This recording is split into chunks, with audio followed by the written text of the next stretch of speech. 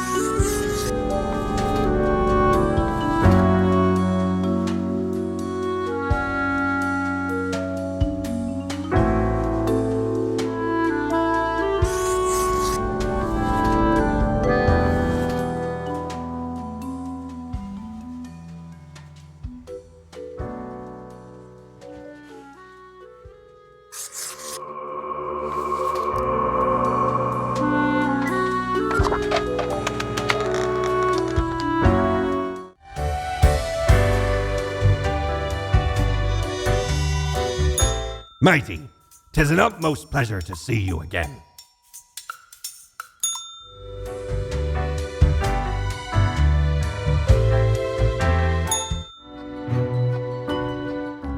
Grim, welcome. You know, pursuing my art has given me insights. I have been thinking of humanity, of mortality, their importance, worth, and meaning. A disarray of thoughts.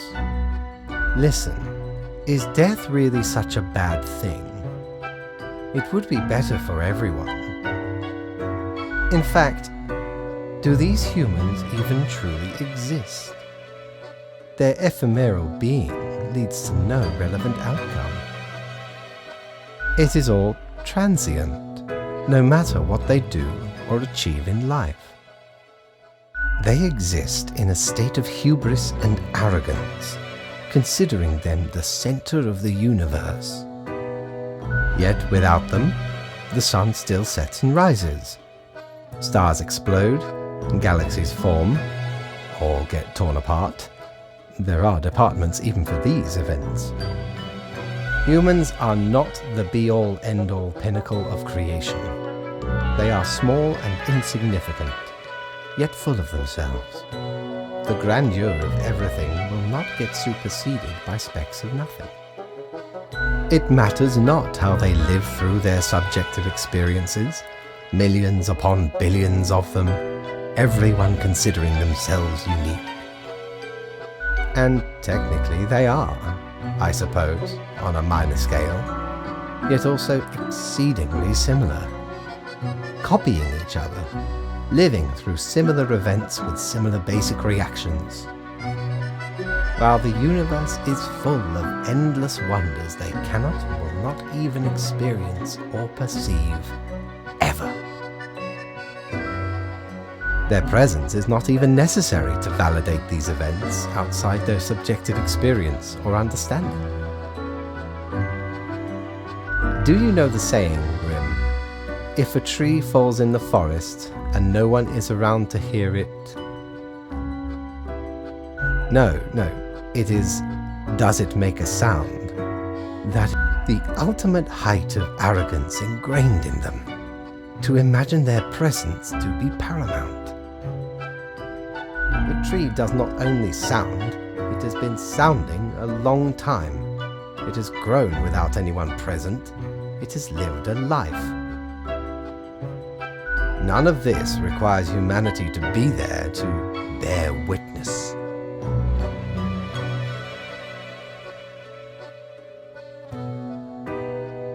Then you have much yet to learn.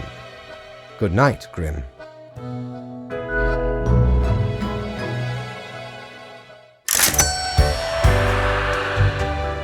Is your hand tired? Are your fingers getting stiff? You've been clicking around for quite a while. On all the things you see scrolling by before your eyes. Perhaps the screen is too bright, the sound's too loud. No weirder than your death. At least that got you here. To the office, where you belong.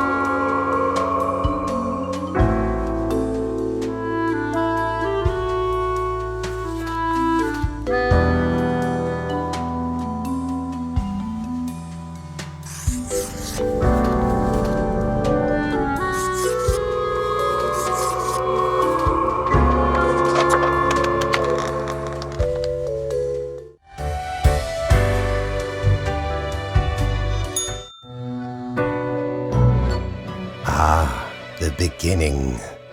It has the sweet taste of deliverance. Every blade of grass, every ray of light. It is a captivating day, is it not, Grim? No. Indeed. Alas, transformations often require sacrifices. Do you agree? My high spirits leave me at a loss for words. What you always do, Grim. It is your job to take care of the world. I trust you to make the correct choices. I, myself, must concentrate. The muses have struck me. They beckon. Work to be done while there is still time.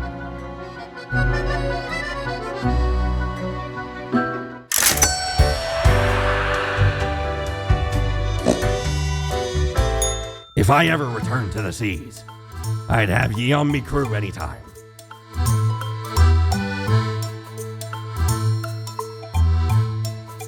Feast your eyes upon this spiky boy. Ye wouldn't believe how long I searched for it at the exalted land of cacti, just to get me phalanges on one of these. Finally unearthed it at the white desert of Mub. It did not start there, however, you see. 'Tis a traveling cactus. Ye never see it move, but boy does it get around.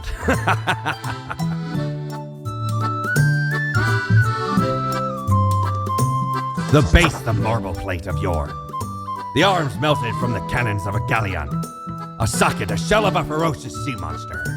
The shade made from the skull of the beast of Hogwarts. The coil bent from the thorns of a rose bush in Guyana. I, me drinking buddy, a master electrosmith, built this illuminator. He also loved to spark me drink and laughed gleefully when me whole jaw sizzled. Pranked him right back by knocking his teeth out. Dear me, 'tis a tragic tale.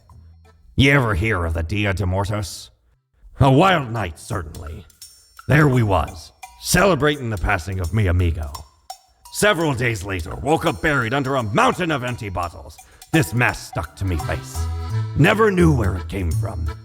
But I will happily let the memory of me fellow buccaneer and me headache be carried by another.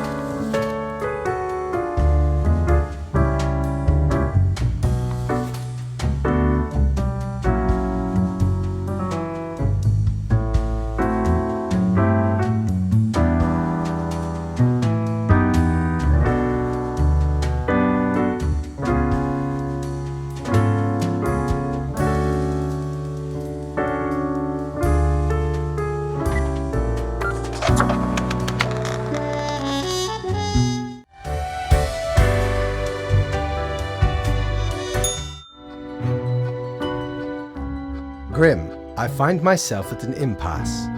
Lend me your thoughts.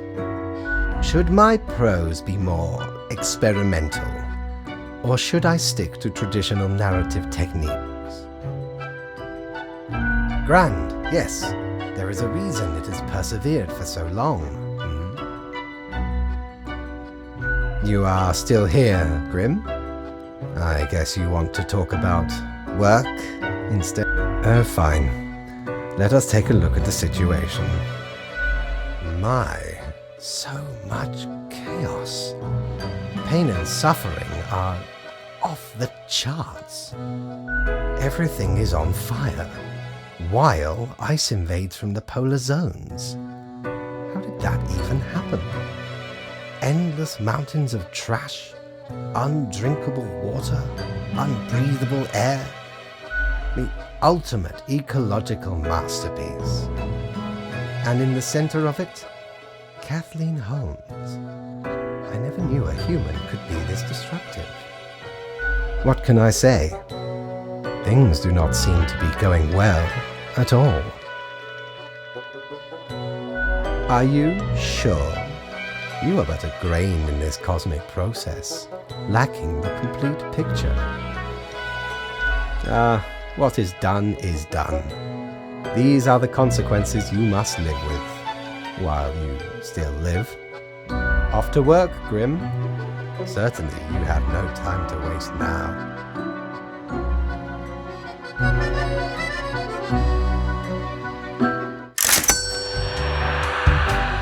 Psst! Hey! What, pray tell, happened to the world?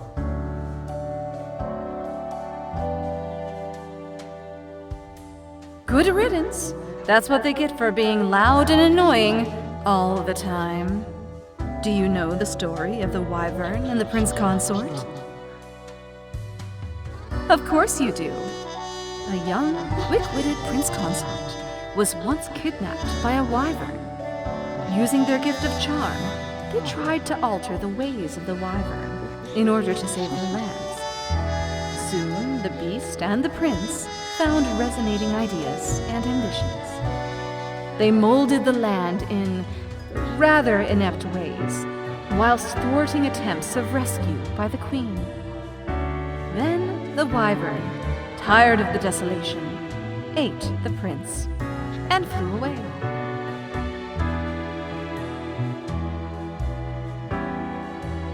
Yes.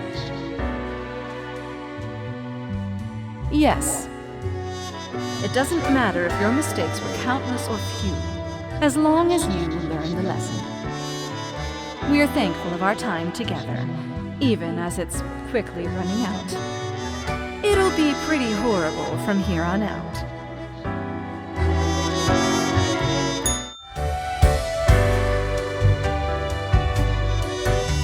How many times have we met?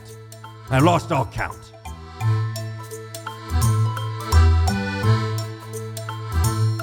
By Jones' coffer, the slimy appendage is still here? I shudder at that very memory. Did not know which way was up, which way was down, where to step forward. The walls, they were everywhere. I grabbed what I could and ran as fast as me feet could go. As I emerged from the darkness, I found myself standing in the middle of a carnival. Truly a nightmare.